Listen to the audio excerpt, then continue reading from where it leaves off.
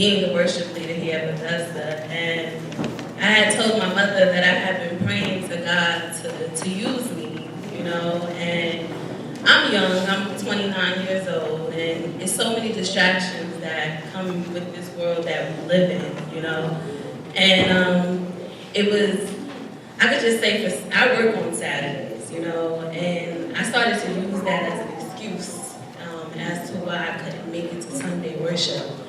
And I took some time and I said, this week was Sisterhood week, and my mother said, you know, why don't you come on out to the service that we have on Wednesday night? And I also work on Wednesdays.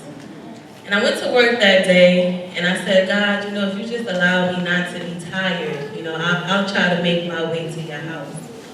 And I came here Wednesday night, and I brought my daughter with me. And it was just like when I walked into the house of the Lord, I was a little tired. But when I sat down, and the sisters began to, we opened with, you know, our worship. And they began to sing. I stood up, and I began to clap.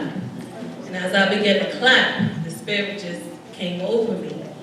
And, excuse me, God said, you've been praying, you know, that I use you. And I haven't told you what it is that I want you to do yet. But just keep, you know, keep praying, keep striving. When I got home that evening, my mom called me and she said, Tiffany, I would like for you to be the Sunday morning worship leader. And I said, Mom, me? I said, I don't feel like, you know, I'm the right candidate for this position. I said, well, let me just sleep on it and, you know, get back to you. And I went to work again yesterday. And I said, you know, I'm going to leave early today. Because when I get to church Sunday morning, I don't want to be tired. And I don't want to be able to use that as an excuse.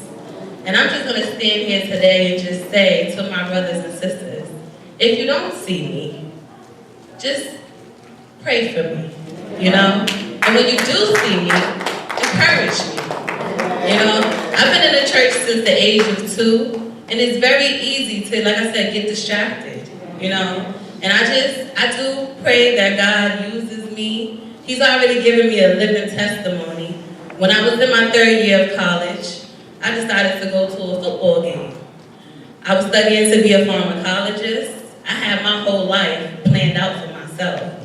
And I often tell my mom, I said, you want to make God laugh, you tell him your plans. I said, that night, I went to the football game, but I left the football game early because I wanted to go to homecoming. And homecoming is where you turn up.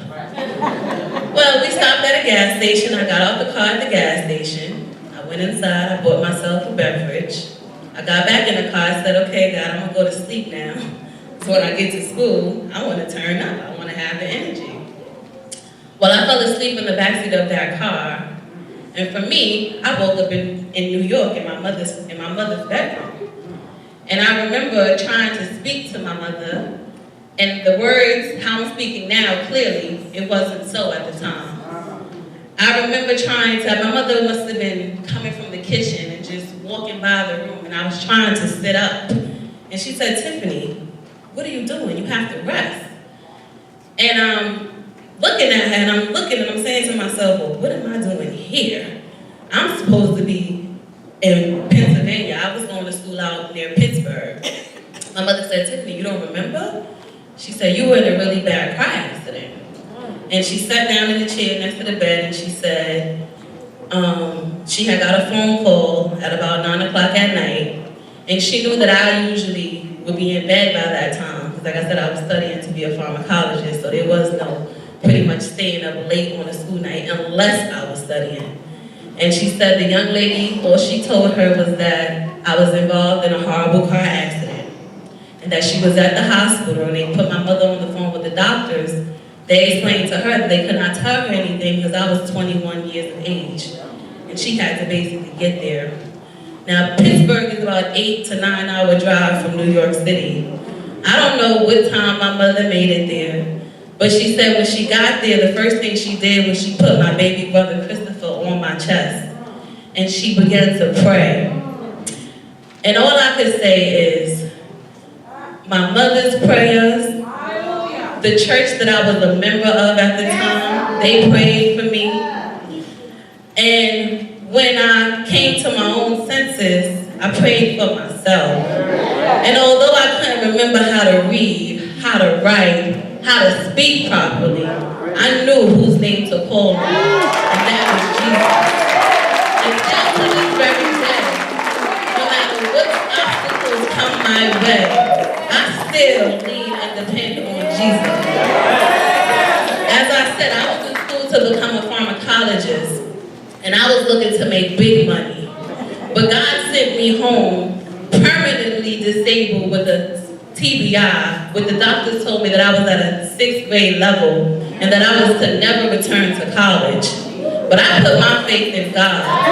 And I came here to Bethesda service for their, what do we call it, when Jesus passed, the resurrection service. You know how we have the 7 last words? And I stepped foot in this church just one time.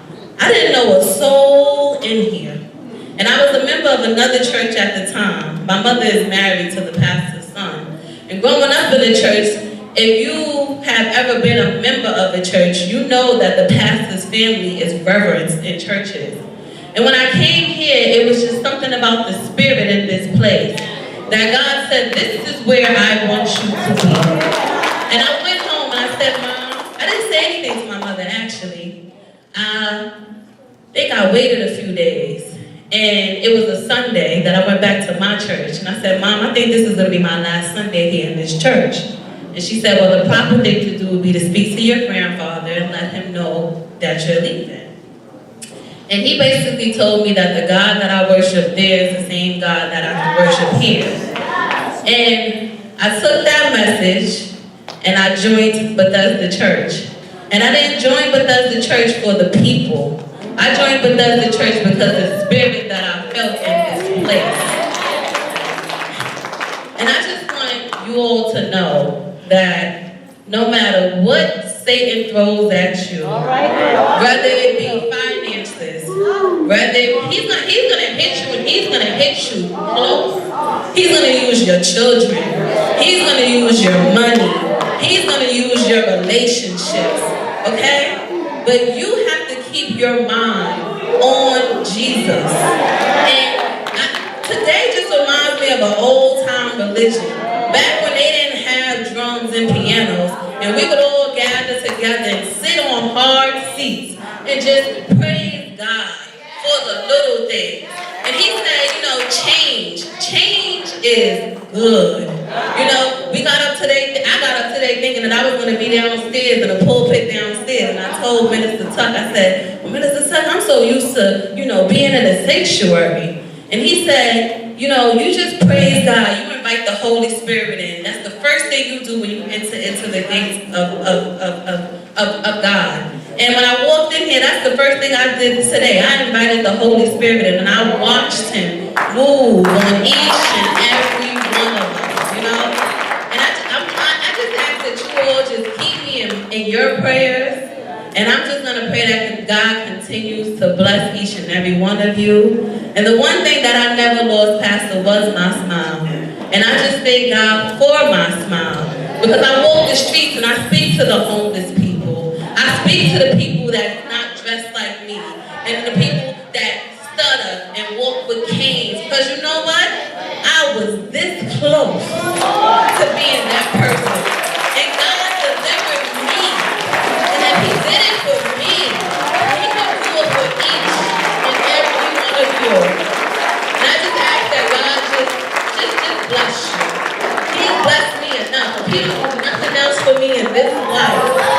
He's blessed me enough to be able to stand here and just say, thank you, Jesus.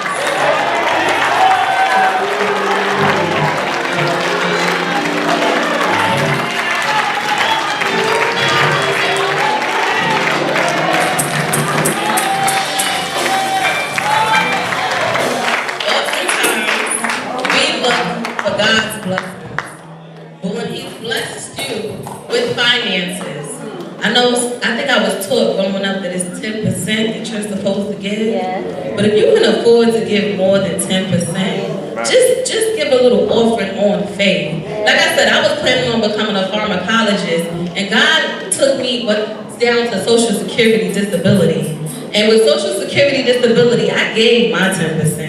And then I gave a little bit more. And God blessed me to be able to become a dental assistant when they said that I was at a 6th grade level. So whatever you have that you can give it. And give it willingly. Don't give it because I'm telling you. Give it willingly. And God will bless you. We're going to take up our offering.